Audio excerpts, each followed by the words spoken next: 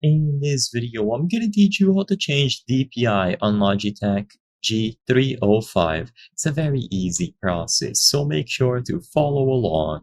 In this video, I'm going to teach you how to customize the DPI levels that you have saved on your Logitech mouse. It is easy to do, and you will be able to save it as a profile and freely switch between them. So there are two main ways to do this. One of them doesn't require downloading anything, and it can be done out of the box. So all that you have to do is press the DPI button. So this button that you see underneath the scroll wheel between the left and right mouse buttons is what's called the DPI switch button. Every time that you press this, it will swap between one of the predetermined profiles. So for example, they will have the setups at 400, 800, 1200, and so on. I don't know the exact values, but the point is that every time that you press this button, it will swap to the next DPI level. So you can keep increasing it until it goes all the way back around.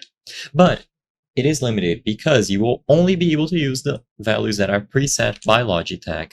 If you wish to customize these levels and set up a very particular or a very individual level, what you have to do is download the Logitech G Hub software. So go to logitechg.com, go to software, G Hub, and then download for Windows or Mac OS.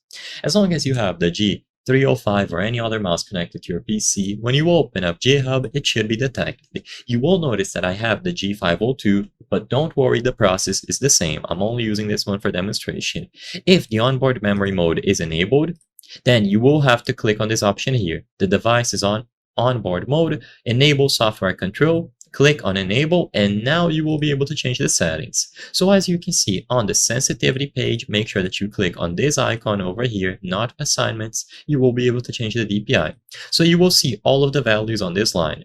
You can delete them by clicking on a specific one and pressing the delete button, and you can add new values by clicking on the line. You can have up to 5 values, and by pressing the DPI button, it will swap between them. And of course, you can change the individual values. So for example, this one can be 400, this one can be 1000, next one can be 1300, and so on. It is easy to customize, and once you have all of them set up, you will see the DPI in action.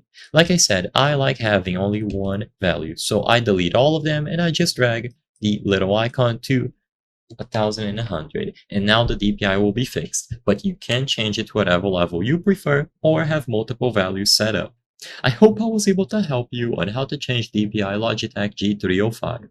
If this video helped you, please be sure to leave a like and subscribe for more very easy tips. Thank you for watching.